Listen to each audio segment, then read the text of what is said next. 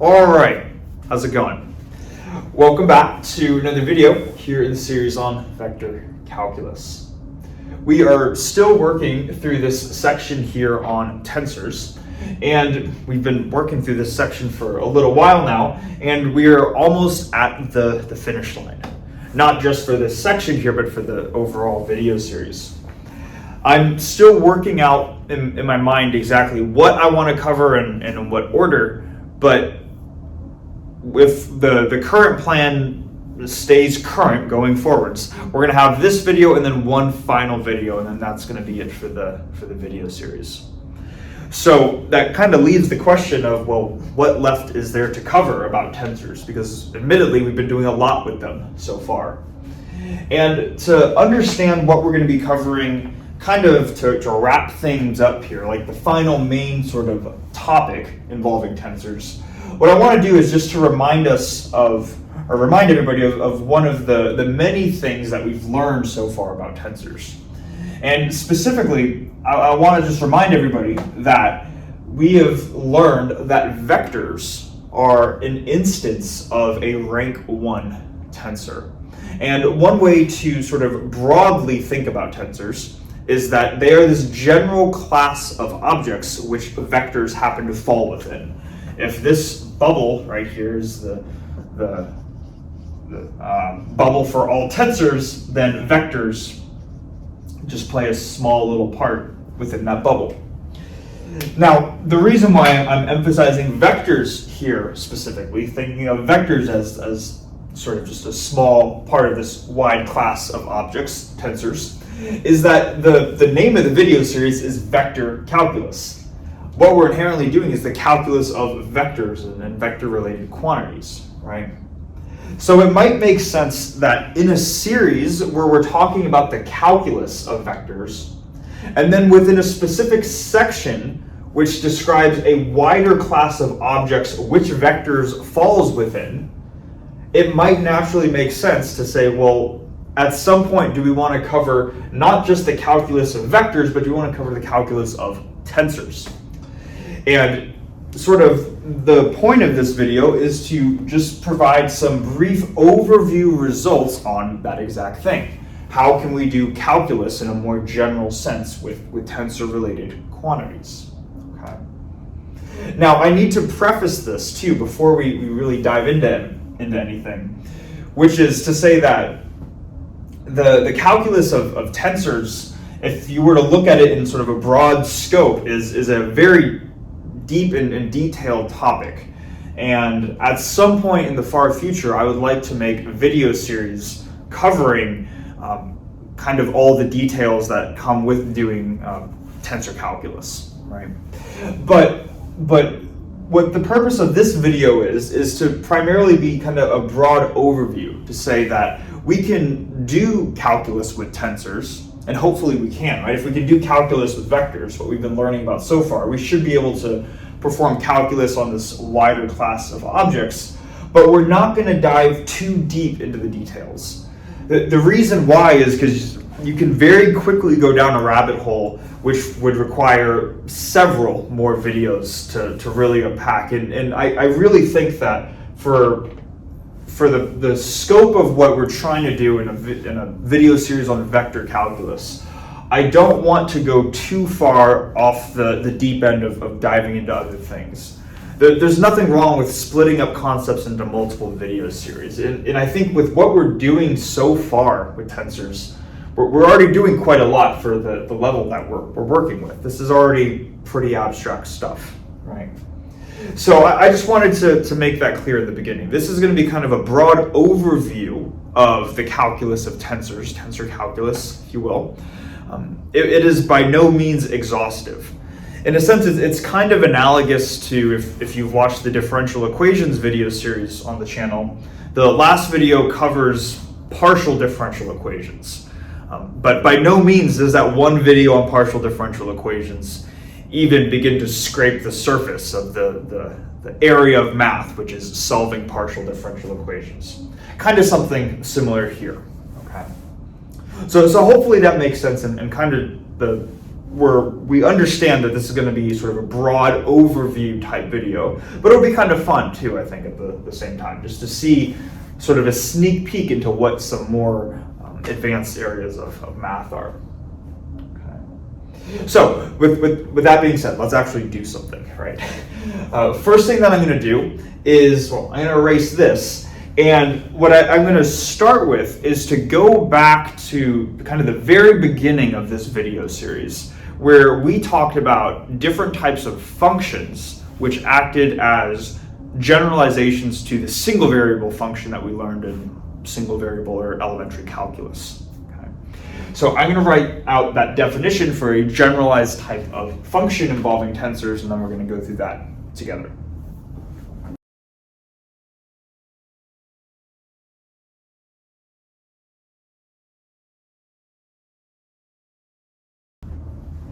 Okay, so we have the definition here for a tensor field, so let's go through it together. It says here that a tensor field is simply a quantity where you have a tensor that is defined at each point in space. So given a set of positions, x, y, and z, you're going to spit out a tensor quantity, t, I, j, all the way through k. Now, to understand these things called tensor fields, I want to go back to the very beginning of the video series where we talked about different ways which we could generalize the idea for a single variable function. We looked at a couple of generalizations, but one specific generalization that we looked at was the notion of a scalar function. So I'm going to write that out. A scalar function. And what I'm going to do now is I'm going to say scalar function, but I'm going to put a slash and then also write field. I've been calling this quantity, which is a function f that has a domain of Rn and a codomain of R. We've been calling these things scalar functions. And the reason why I've been referring to them as scalar functions is because in Dexter's lecture notes, he refers to them as scalar functions. But another very common way to refer to functions of this form, which have this domain and this codomain right here, are scalar fields. So they're kind of synonymous, and even though I haven't been admittedly doing the best job of using these interchangeably, the two terms, scalar function, scalar field, as long as you're talking about a function that has a domain of Rn for some value of n and a codomain of R, you're working with a scalar field. Now, conceptually, what I want to get across, and we're going to work our way up to a tensor field. We're going to start with a scalar field, though. Conceptually, what's going on when we're talking about a scalar field is we're assigning a scalar quantity to each point in space. And here's an example. Let's say that I have this rectangle right here. Maybe this corresponds to a stovetop. And we start to heat up the stovetop, and in maybe the middle, at the very center where it's directly getting heated up, it's very hot. And as you get towards the outer edges of the stovetop, it progressively cools off. What we could say is that at the center, maybe the temperature is 100. Whatever the units are, it doesn't matter. You can choose your favorite set of units if you want. But we could say that at the center, maybe the temperature is 100. As you get farther out, it's 60. And then maybe if you're very far away from the center, it's only 20 or something like that, right? This idea where you are saying, given a two-dimensional position on this grid, so given an x-coordinate and a y-coordinate, you can output a single quantity, which is the temperature. This would be an example where our function has a domain of R2 for x and y positions, the two spatial dimensions, and the codomain is just R for this single numerical value associated with the temperature. What a scalar function is doing here is it is assigning a scalar quantity. It is assigning the number 100, the number 60, the number 20 to each of these locations in space. All right. So this is kind of an intuitive example, but in the general case, your input space doesn't need to be two-dimensional. It can be n-dimensional. for what we've been doing typically throughout this video series is we've been working with scalar functions which have a domain of R3 to R. Primarily just because we live in a three-dimensional world, right? Given an X, Y, and Z position, what is an output quantity, right? And we'll see why I'm specifying this in a second. But those are scalar functions, or scalar fields, I should say, assigning a scalar to every point in space. Soon after introducing scalar functions, we introduced the notion of vector fields, right? And mathematically, we modeled vector fields. Whatever we call the function, we usually put a little arrow over the top to denote it's a vector quantity. And we said that vector fields generalize both the domain and the codomain from the single variable function. So rather than going from R to R, it went from Rn to Rm, where n and m don't necessarily need to be the same. Now, again, for the purposes of this video series, even though this is kind of the generalized case right here, the vast majority of the time that we've been working through examples with vector fields, we've been working with functions that have a domain of R3 and a codomain of R3.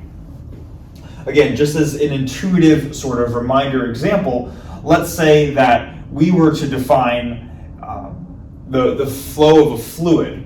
Then given an X, Y, and Z position, we could draw a little arrow indicating wherever the fluid is flowing. And it doesn't even need to be, maybe it can be diverging a little bit here, spreading out. So we can think of assigning one of these little arrows, which visually is supposed to represent a vector that is assigned to each point in space. Function which is going from R3 to R3. Okay.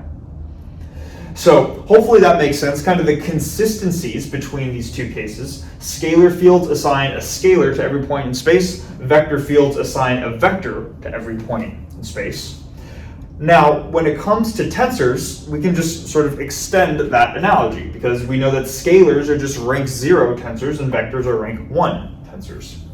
A tensor tensor field, just assigns a tensor to every point in space, as opposed to just a scalar or a vector.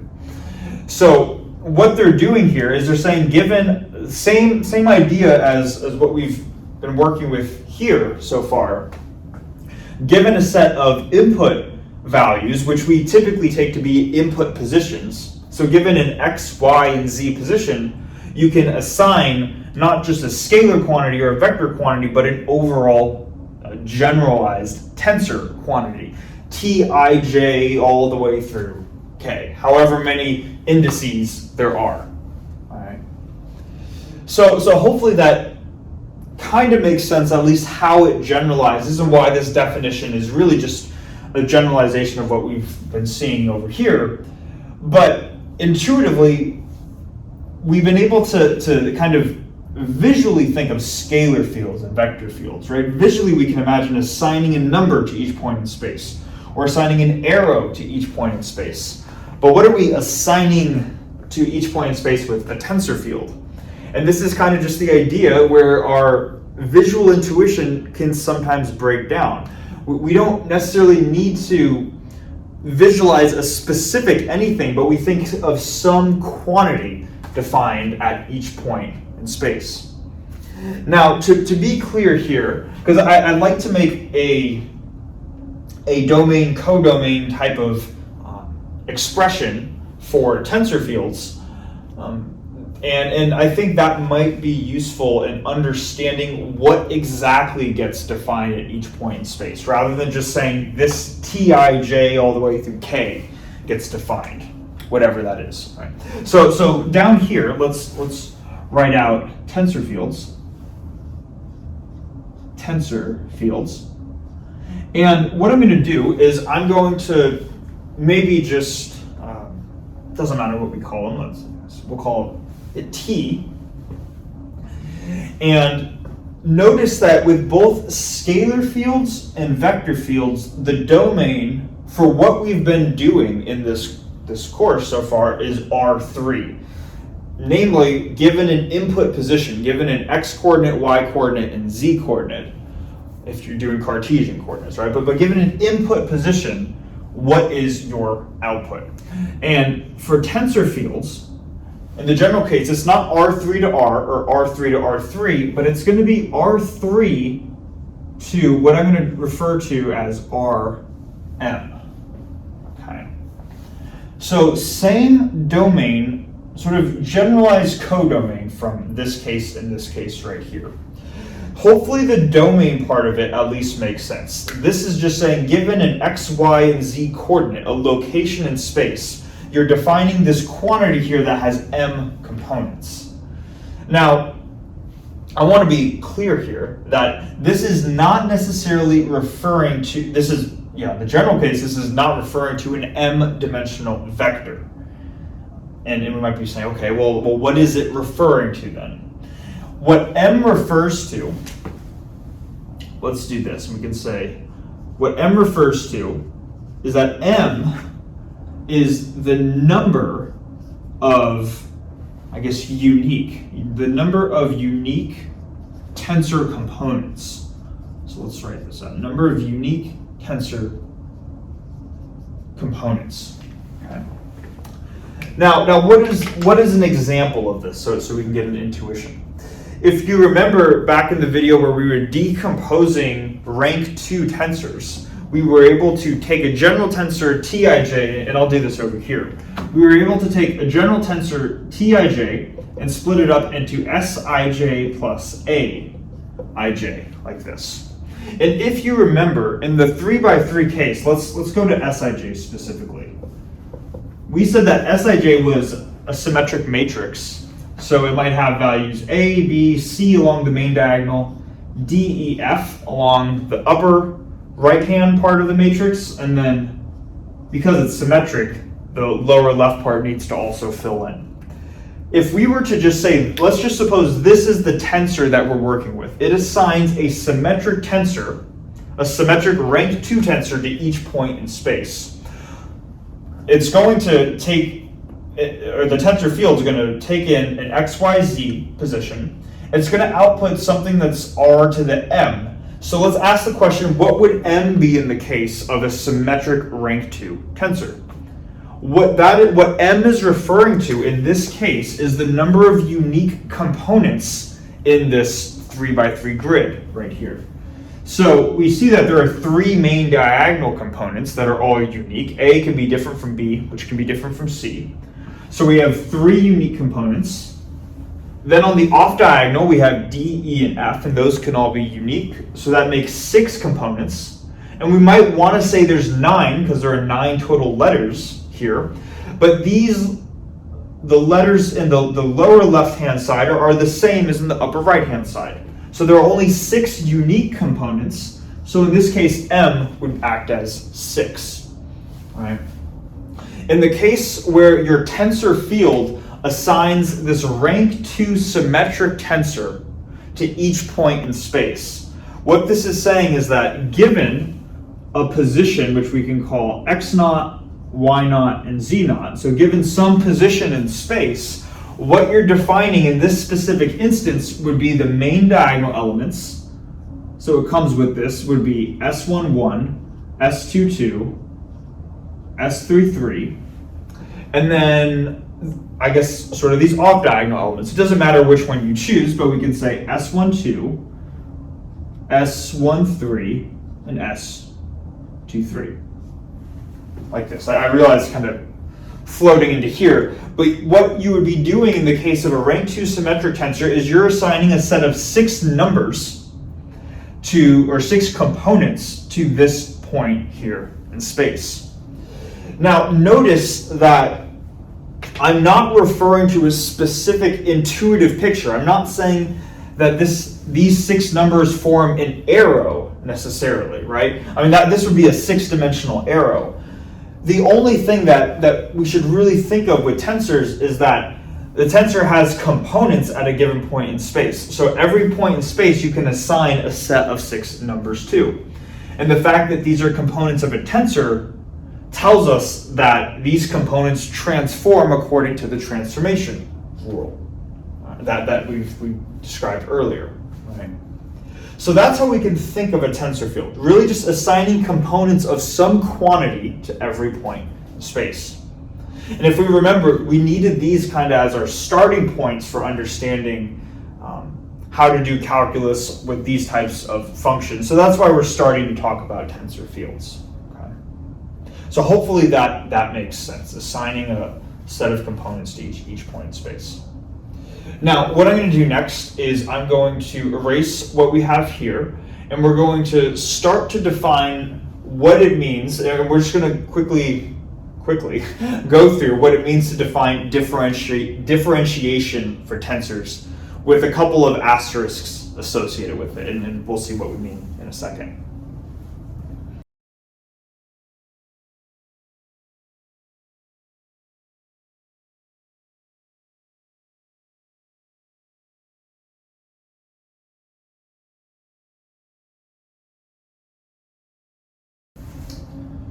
Okay, so we have a claim here regarding the differentiation of tensors. So let's go through it together. It says here that this following quantity right here, which let's first just understand what the quantity is. We have first the partial derivative with respect to the pth coordinate times a bunch of partial derivatives all the way until we get to the partial derivative with respect to the qth coordinate. And there are m of these total partial derivatives. So the first thing that we're doing here is we're taking m different partial derivatives. And now what is the thing that we're differentiating? We are differentiating the components of a rank n tensor, and it's specifically a tensor field. To see how it's a tensor field, if you remember from the previous whiteboard, we said that a tensor field had components t, I, j all the way through k at a given function, at a given position, so at a given set of x, y, and z coordinates, right? All we're doing going from here down to here is we're saying, rather than writing this out in vector notation with the arrow on the top, we're going to write this as the lth component of this vector right here. To keep this analogous to what we had by referring to this as a set of x, y, and z coordinates, we can think of this index L here as ranging from 1 to 3, where x1 is x, x2 is y, and x3 is z. So the point is that this is a rank n tensor field right here. We're taking m derivatives of this rank n tensor field, and what this claim is saying is that this overall expression here forms a rank n plus m tensor. Okay. Now, first thing that I want us to do here, assuming that makes sense, is to notice that if we're starting with a rank n tensor, or a component of a tensor field like this, it seems that by performing m derivatives, we're increasing the rank of that tensor by a factor of m. So another way of saying this is just for the m equals 1 case. If we were to perform a single partial derivative, we would increase the rank of our overall tensor by 1, and we get a tensor as the output. Right? So the first thing that I want to do is to just show why that needs to be the case before going into this asterisk right here, because there's a pretty big asterisk on this claim. So what I'm going to do here is let's just show that this is true. We're saying that this quantity forms a new tensor with this rank right here. Let's just show that this is true if we were to perform a single derivative, and then the same logic would generalize if we were to perform m of these derivatives. So if we were to perform just one of these derivatives, I'm taking now the derivative with respect to the pth coordinate of my rank n tensor right here. Okay. Maybe a little bit more explicitly is to say that this is kind of a compact way of writing it, but really what we're doing is we're differentiating the component of the tensor with respect to xp, like this. And our goal here is to show that this is a rank n plus 1 tensor. You got n indices right here and 1 index right here. Now, in order to show that this is a tensor, we want a rank n plus 1 tensor, we want to refer back to the definition of a tensor, where we write this in the prime frame and relate this to the same expression in the unprime frame, right? But what I'm not going to do is I'm not going to put a prime actually on the t component like this. And the reason why is because I'm already assuming that this is a tensor. So I don't need to go through any work to show that this is a tensor. I'm already just saying, let's just assume that that's given. What I want to show is a tensor is really this final index right here. If we already have a rank n tensor and perform this partial derivative, we will get a rank n plus 1 tensor. So I'm going to put the prime on here, and I need to relate it to the derivative of this same component in just an unprimed coordinate. And the way that we do this is just a matter of performing chain rule. So what you could do is you could differentiate, you just perform chain rule and you would differentiate the unprimed coordinate with respect to the primed coordinate. So we still have p prime down here. We need to come up with another index variable. It doesn't really matter what we call it, just call it s. And then we would then take the derivative of this tensor tij all the way through k with respect to xs, like this. So what we're now doing is we're now relating the derivative of the tensor in the prime frame equals something times the derivative of the tensor in the unprimed frame. Okay. Now this quantity right here, we haven't written this out explicitly too much, but this quantity is actually the R factor. I'm going to write RSP. I'm hoping I'm getting these indices right, and I believe I am. They're in the right spot. This is the R factor for a certain type of tensor, specifically a covariant tensor. It turns out if there are other types of tensors called contravariant tensors, and that's when the numerator and the denominator are flopped. But this partial derivative quantity, the derivative of the s coordinate with respect to the p prime coordinate, is this R factor right here. So we can write this as RSP times partial Tij through k with respect to s, like this. And therefore, this would be a rank n plus 1 tensor because it satisfies the tensor transformation rule. Okay. So hopefully that makes sense. What we've just shown is that by performing this partial derivative, it satisfies the definition of a tensor just through chain rule. Therefore, if we were to do this m different times, we would get a rank n plus m tensor. Now, we want to move on to the asterisk part. So it turns out that this is only true under a certain set of conditions. While this might seem like I'm saying the derivative of a rank, if you take the partial derivative of a rank n tensor, you're going to get a rank n plus 1 tensor. It turns out that's only true in a couple special cases. So I want to explain exactly when this is true, because this is not always true. So down here, we're going to put our asterisk, and our asterisk says that this is true only when three conditions that I can think of at least are satisfied. So condition number 1, and this is kind of the obvious condition.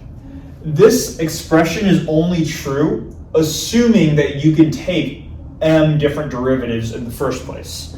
So this hinges on the fact that your tensor component Tij through k of xl is m times differentiable.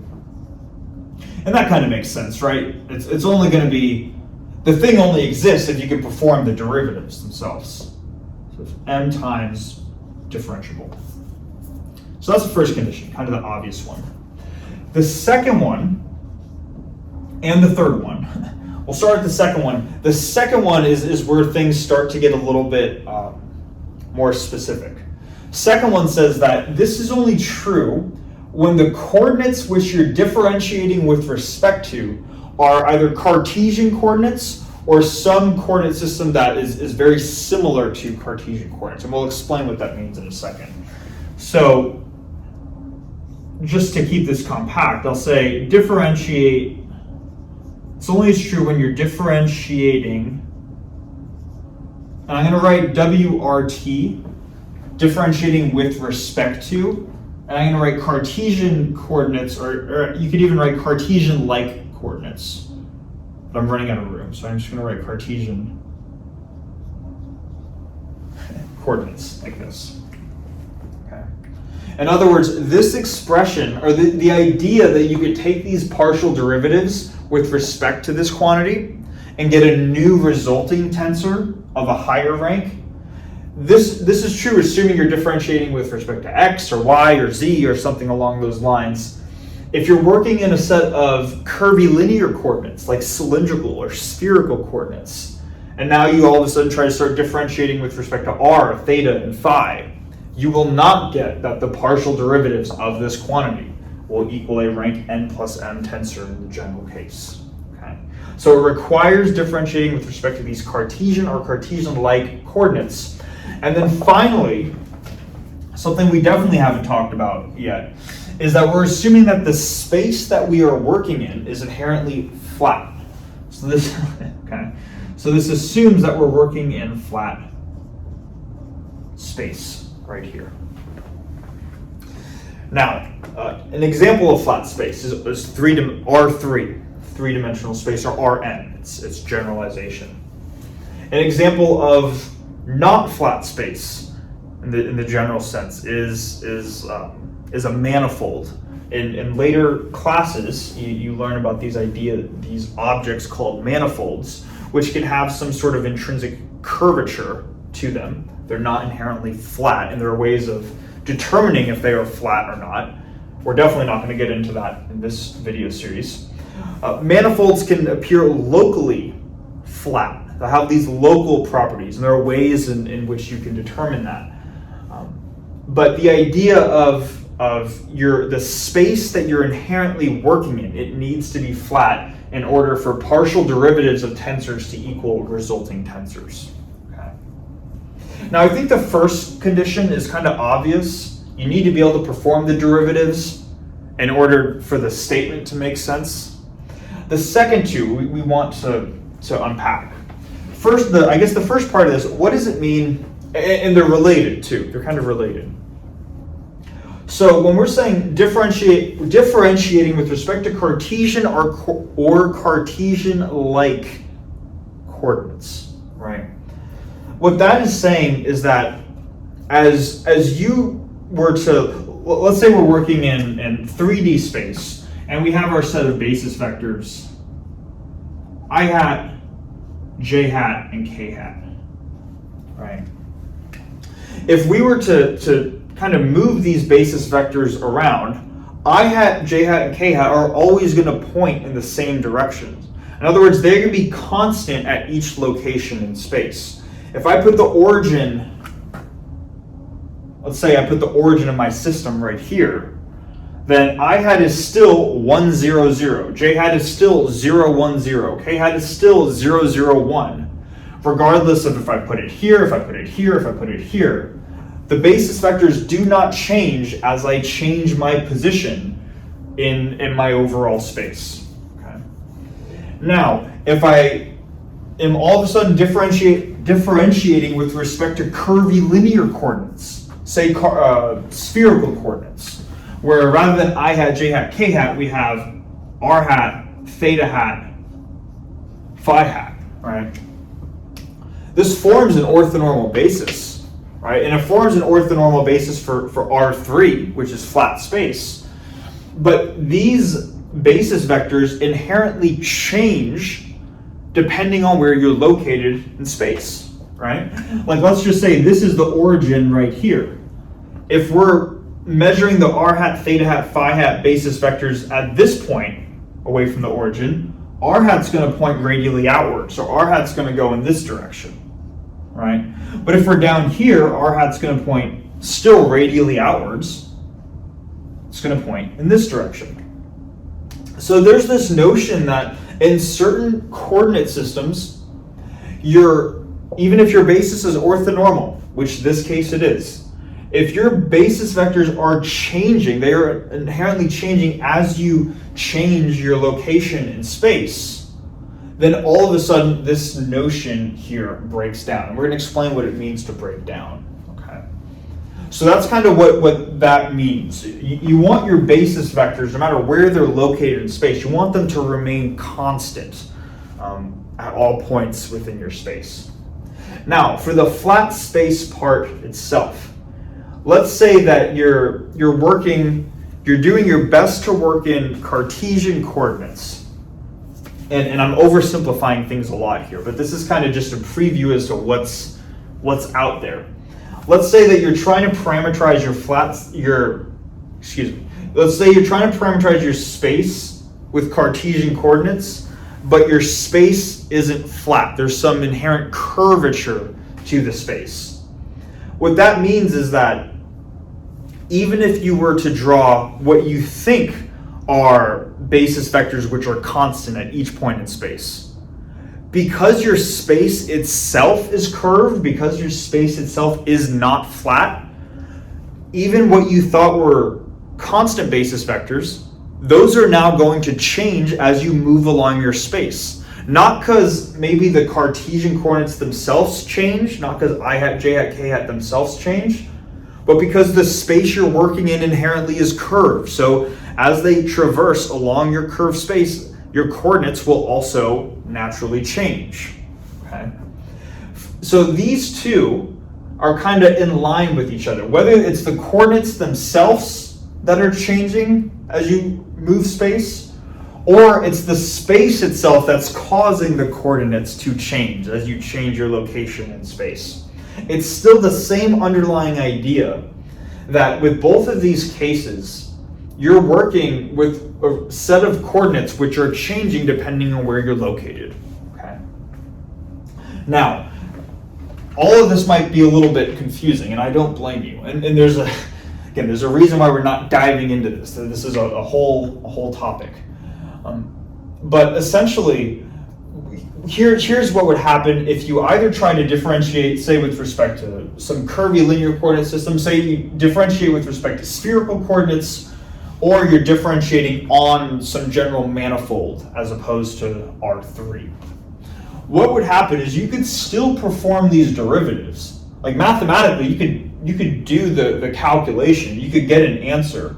What breaks down is that this resulting quantity right here no longer, in the general case, becomes a rank n plus m tensor. You started with a tensor in the beginning, but after performing the derivatives, you no longer get a tensor as your output quantity. Okay. Now, to try to understand all the details why it can be a little bit difficult without diving into the details, what I would recommend doing, because I'm trying to not go down a rabbit hole here, and I really would love to save this for another video series, but if you're interested, this is something that you should look up. You should look up something called the covariant derivative. And you can just Google it, and whatever you find should be pretty relevant in explaining the covariant derivative. You can even look it up on Wikipedia. I wrote covariant Wikipedia. I meant covariant derivative, and you could look it up in theory on Wikipedia. Covariant derivative.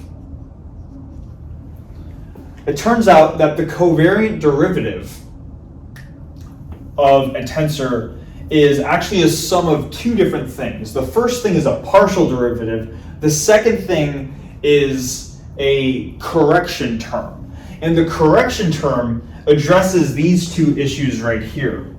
The partial derivative talks about how your components change as it's differentiating the components of your tensor themselves. How does the component change as you move along space? The correction term, which you'll see what it is if you look up the covariant derivative, refers to how your coordinate system itself, or how your basis choice itself changes as you go from point to point in space. If you take the covariant derivative of a tensor, you will get, if you take m covariant derivatives of a rank n tensor, then you will get the rank n plus m tensor.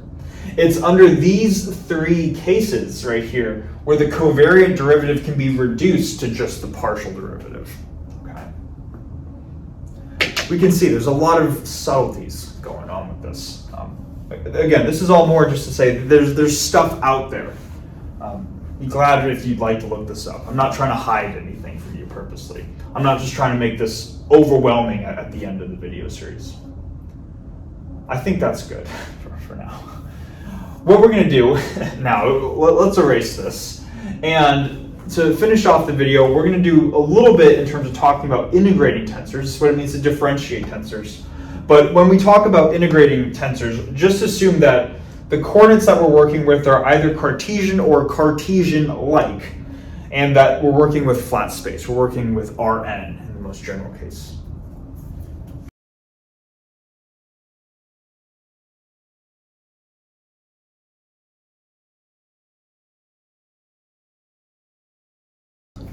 Alright, so the final part of this video is going to look at tensors and integrating. And technically we're looking at the tensor divergence theorem, but I just want to quickly kind of mention why we can just briefly talk about integrating tensors in the first place, because that's what we're doing on both sides of this theorem right here. So again, an integral, or a Riemann integral, is just the limit of a Riemann sum. And we've already seen that we can add tensors together, do tensor addition as long as they're the same rank, and then turns out we can also take limits of tensors. That's okay. So tensor integration is really a pretty straightforward, straightforward in the sense where there's not too much that generalizes from how you would imagine integrating a tensor component. Whatever your tensor field component is, you just plug that into the integral and then you integrate it. And the rank of your tensor in the general case won't change either. As usually there's no contraction going on when performing integration. So the basic idea is that you can integrate tensors the same way that you can integrate scalars and vectors. And we've actually seen this before. We know how to integrate scalar fields or scalar functions. And then when it comes to integrating vector fields, you would just integrate things component-wise. Well, same thing with tensors. You just integrate things component-wise. Okay. Now, for the tensor divergence theorem, this kind of generalizes a little bit from the standard divergence theorem. There's also this notion of generalized Stokes theorem, but that requires a lot of extra mathematics that I want to save for a later video series. So we'll just go through the tensor divergence theorem, which is a generalization of the regular divergence theorem.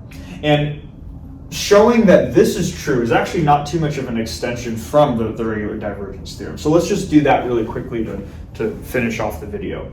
So for the regular divergence theorem, we know that the left-hand side is usually the flux of some vector quantity. So we could say, if we had some vector field V and we were to dot it with ds, and maybe rather than saying V dot ds, I'm just going to write V dot n hat ds, like this, integrated over a boundary. So in other words, we're taking the flux of V. This is going to equal the flux density of V, or the divergence of V, the flux per volume integrated over the volume, dV, like this. And I probably should have picked a different name, considering V is my volume and little v is my vector field. I'll try to distinguish the two. So we already have this. This is an established divergence theorem that we know from just regular vector calculus. What we can do now is we can just define our vector quantity in a specific way. So we can say that V, our vector V, has components which here we're gonna refer to as the Lth component, like this. And we can define the Lth component in a specific way. So using the multilinear map version, or multilinear map sort of way of thinking of tensors, we know that tensors can be components of the specific multilinear map, which is this product of the tensor component times the n different vectors that you have right here, right? Now, with what we have right here, everything is being summed over, because I is showing up twice, J is showing up twice, K is showing up twice. So in here, everything is being summed over, but we still need this L index. So, and right now L does not show up on the right-hand side. So to make L show up on the right-hand side, we'll just introduce one more index here in our overall definition for a tensor, and now say that I through L is n different indices. And we still have constant vectors, ai, with components a sub I, b sub j, all the way through c sub k, like this. Okay? So what we've done so far is we've just used the multilinear map definition of a tensor and then added on this extra index here. So now we can have a single index for this vector that we're defining to be v. Okay. So now, if we define v this way, what we can do is we can plug v into both sides of this equation right here, and we'll see that we get the same thing as our output. So let's see how we do that. On the left-hand side, we integrate over the boundary of our volume. So integrate over partial v. We first have v, which in a dot product with n hat, which is the unit normal pointing outwards. So the way that we usually refer to a dot product is the lth component in a dot product with the lth component of n hat, right? So let's just write out that component-wise. V dot n is the lth component of v, which is this thing. So we have t, I, j, all the way through k, l, and then a sub I, b sub j through c sub k. This is vl, and a dot product with n hat gives us a factor of nl, like this. And then we have our area element, ds. This is the left-hand side now of this specific, the left-hand side of the divergence theorem. Now we have our equal sign. For the right-hand side, we need to take the divergence of our vector v, the divergence of this quantity. Typically, when we take the divergence of v, or the divergence of a vector, that's written as the partial derivative of L with respect to v, or the partial derivative with respect to the lth coordinate of the lth component of v, right? This is notation-wise how we can express this.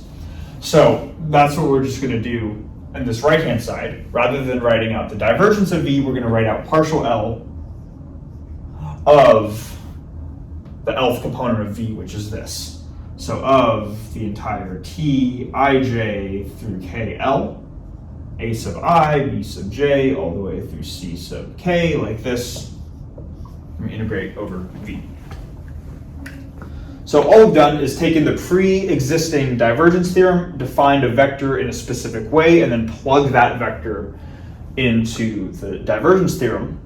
And now what we can do here is make use of the fact that, maybe I should mention, in this definition for our vector v, we're going to say that these vectors, a sub I, b sub j, c sub k, so these vectors, a, b, all the way through c, there are n minus 1 of them are constant vectors. Okay. And that'll be important. We're going to define those vectors to be constant. And we can do that, right? Like in this definition here for a vector component, the only thing that we really require here is that we have one free index, which in this case is L. Everything else gets summed over. But these can be constant, and that still works with the multilinear map definition for our tensor T. Okay. So the idea here is that if we assume they're constants, then on the left-hand side, they can get pulled out of the integral. So let's see, how do I want to do this? I'm just going to erase these and then put them out here. So we have a sub I, b sub j through c sub k. Pull these out of the left-hand side, and we're left with, let's do this, the tensor component times nl over ds, and that equals now the right-hand side. Same thing, because these are constant, we can pull them both out of the derivative and out of the integral sign. So we can a sub I, b sub j, all the way through c sub k, like this. Then we have our integral over v. And now what are we integrating? We're integrating partial L of t, I, j, all the way through kl, right? Like this, dv. So just taking these constant vectors and using the fact that they're constant to pull them out of the integrand. So now we have this equals this right here. Because these are the same on both sides, essentially, if this is the same and this is the same, that tells us then therefore that this integral needs to equal this integral right here. So then if we just set the remaining integrals equal to each other, we have the boundary, partial v, of the tensor component, ij through kl nl ds equals the integral over v of partial L T ij through KL dV. And that's exactly what we had as our starting point for the generalization of the divergence theorem for tensors. Okay. So see, a lot of times using this multilinear map definition really simplifies the amount of work, provides a very convenient way of defining tensors. So I think I'm just going to call it at this point. Again, this is kind of like an overview of what is out there for performing tensor calculus, or doing tensor calculus. In the final video, we're going to kind of go through a specific instance where we involve tensors and integration, referring to these invariant type of integrals, and that'll probably be the last video in the series. But yeah, hopefully this all makes sense. And yeah, thanks so much for watching, and I'll see you in the next one.